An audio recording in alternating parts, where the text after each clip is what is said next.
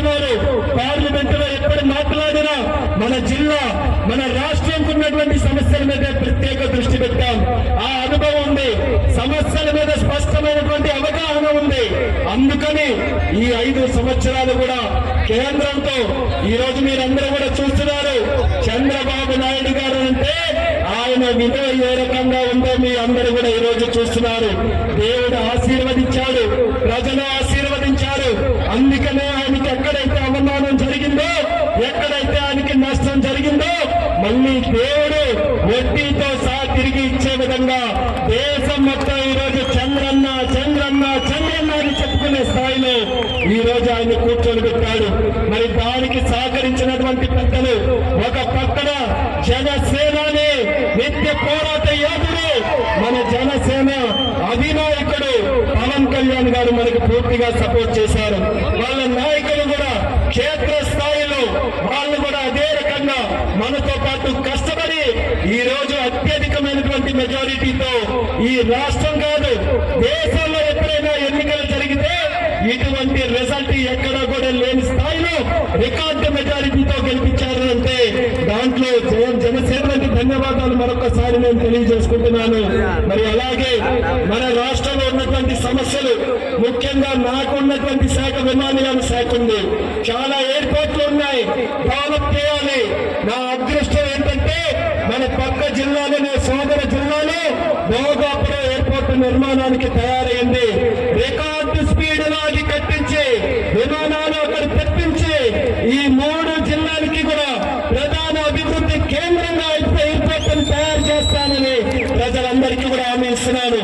Airport develop అయితే కేవలం ఫ్లైట్లు ఎక్కి దిగడమే కాదు, దానికి తోడుగా వేల మంది యువకులకి ఉద్యోగాలు వస్తాయన్నది కూడా ప్రతి ఒక్కరు కూడా దృష్టిలో పెట్టుకోవాలి. ఇన్స్టిట్యూట్లు మనకు వస్తాయి, దానికి సంబంధించినటువంటి కంపెనీలు వస్తాయి, ఎంతో మందికి ఉద్యోగ అవకాశాలు వస్తాయి. అందుకనే భోగాపురం ఎయిర్పోర్టు, విజయవాడలో ఎయిర్పోర్టు, తిరుపతిలో ఎయిర్పోర్టు, అలాగే కడపలో, కర్నూలులో, రాజమండ్రిలో ఎన్నో ప్రాంతాల్లో మన రాష్ట్రంలో ఉన్నటువంటి ఎయిర్పోర్టులు అన్ని రకాలుగా 100కి 100% అభివృద్ధి చేసే బాధ్యత నేను తీసుకుంటానని కూడా ఈ సందర్భంగా తెలియజేసుకుంటున్నాను. దానికి తోడుగా జిల్లాకి చాలా సమస్యలు మనం పరిష్కారం చేశాం.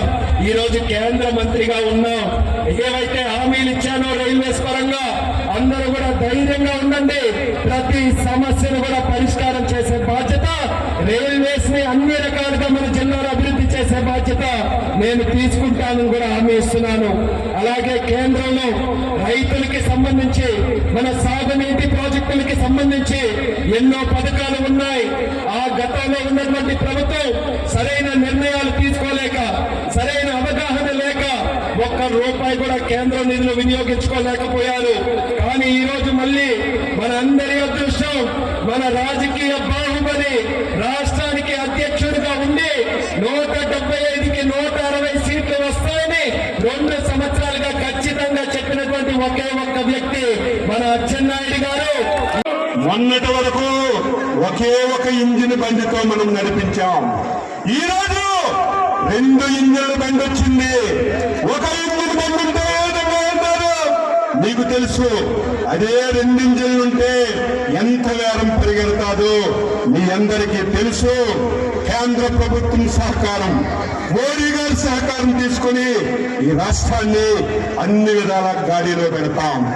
శ్రీకాకుళం జిల్లా చాలా పేదరికం జిల్లా, వలసల వెళ్ళిన జిల్లా. ఈ జిల్లాని ఎన్ని విధాలుగా అభివృద్ధి చేసినా ఈ జిల్లా ప్రజల రుణం తీర్చుకోలేము. ఇచ్చాపురం నుంచి హెచ్చర్ల వరకు 8 స్థానాలు ఈ జిల్లాలో ఉన్నాయి.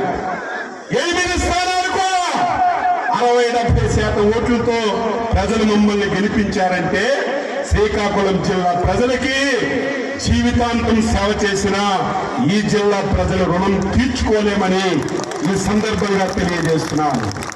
ఈరోజు కేంద్ర మంత్రిగా రామ్మోహన్ నాయుడు ఉన్నాడు. రాష్ట్రంలో నేను కేబినెట్ మంత్రిగా ఉన్నాను. నా శాఖ నేను 3 రోజుల నుంచి రివ్యూ చేస్తుంటే శ్రీకాకుళం జిల్లాకి 90% మంది ప్రజలకి ఉపయోగపడినటువంటి శాఖ వ్యవసాయ ఆధారిత జిల్లా. మత్స్యకారులు 194 కిలోమీటర్లు సుదీర్ఘమైనటువంటి తీర ప్రాంతం ఉన్నటువంటి జిల్లా. ఈ రోజు ప్రతి ఒక్కరూ వరి మీద ఆధారపడుతున్నారు. సబ్సిడీలు ఇచ్చి ఈ జిల్లా రైతాంగానికి ప్రోత్సహించి హార్టికల్చర్ ని అభివృద్ధి చేయడానికి హార్టికల్చర్ కూడా మా దగ్గరే ఉంది. ఈ జిల్లాలో పశు సంపద వెటర్నరీ శాఖ నా దగ్గరే ఉంది. ఈ జిల్లాలో పండినటువంటి ధాన్యానికి గోడమ్స్ లేక అవస్థలు పడుతున్నారు. మార్కెటింగ్ శాఖ నా దగ్గరే ఉంది. ఈ రోజు ఈ జిల్లాలో ఏదైతే కోఆపరేటివ్ వస్తుందో ఆ శాఖ నా దగ్గరే ఉంది. నేను ఎంత అదృష్టవంతున్నంటే ఈ శాఖని నలుగురు మంత్రులు చేసేవాళ్ళు. నలుగురు మంత్రులు చేసిన శాఖని చంద్రబాబు నాయుడు నా మీద పెట్టాడంటే అచ్చెన్నాయుడు సత్తా చూసి పెట్టాడు. ఇది కష్టమని తెలిసిన సమర్థుడు కాబట్టి ఈ రోజు శాఖను నిర్వహిస్తాడని మంచి గురుతర బాధ్యత నాకు ఇచ్చాడు. నేను నా బాధ్యతని మీరే చూస్తారు. 53 సంవత్సరాలు అయింది. 25 సంవత్సరాలకు ఎమ్మెల్యే అయ్యాను. 6 సార్లు ఎమ్మెల్యే అయ్యాను. 2 సార్లు మంత్రి అయ్యాను. రాష్ట్ర పార్టీకి అధ్యక్షుడయ్యాను.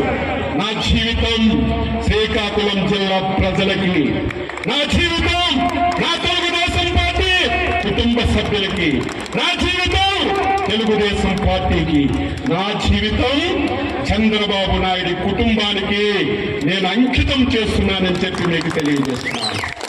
ఈ రోజు ప్రతి ఒక్కరికి నేను మాటిస్తున్నాను.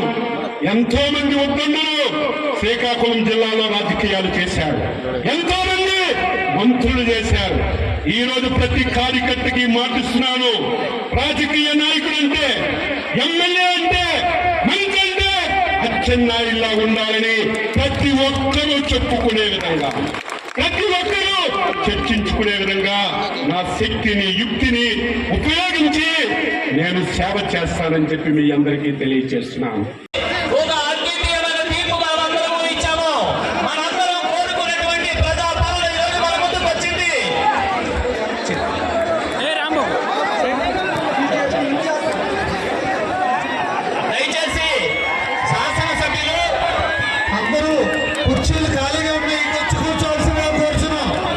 దయచేసి అందరూ కూడా ఇది వచ్చి కూర్చోవలసిందిగా కోరుతున్నాను.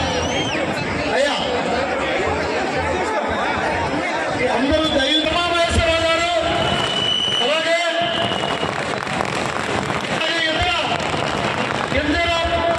తెలుగుదేశం పార్టీ సీనియర్ నాయకులు కీర్తి సంస్థలు ఎర్రన్నాయుడు గారి సోదరులు అయినటువంటి కిందరాపు హరిహర ప్రసాద్ గారు, ఇంకొక గౌరవ పార్లమెంట్ సభ్యులు కలిసి తప్పనాయుడు గారు, అలాగే హెచ్చర్ల శాసనసభ్యులు నదిగుంటి ఈశ్వరరావు గారు, అలాగే నర్సంగిపేట సీనియర్ శాసనసభ్యులు కొద్దు రామమూర్తి గారు,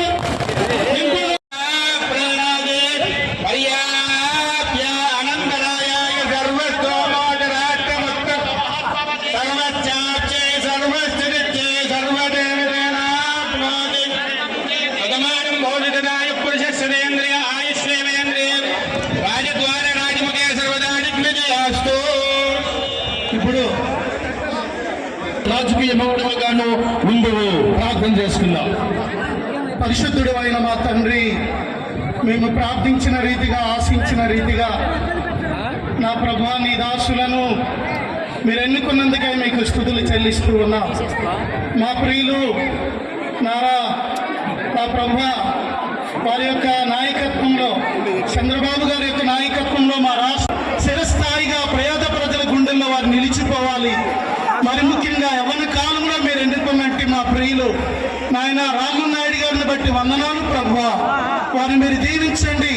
దేశపు ఉన్నతమైన శిఖరాలలో వారిని నిలవబెట్టండి నాయన. మంచి ఆరోగ్యం ఇచ్చి, ఆరోగ్య బలాలు ఇచ్చి, వారు అడుగుపెట్టిన ప్రతి స్థలంలో గొప్ప ఆశీర్వాదం వారికి దయచేయండి ప్రభువా.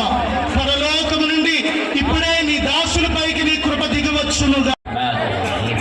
مالك يوم الدين إياك نعبد وإياك نستعين اهدنا الصراط المستقيم صراط الذين أنعمت عليهم غير المغضوب عليهم ولا الضالين آمين.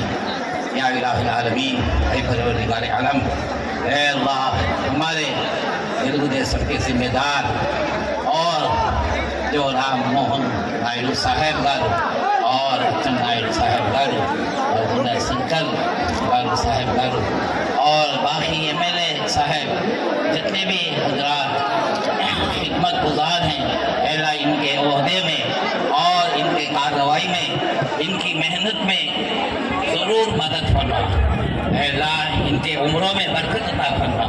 दर्जा की खिदमत करने की, दर्जा को खुश करने की तौफीक अता फरमा।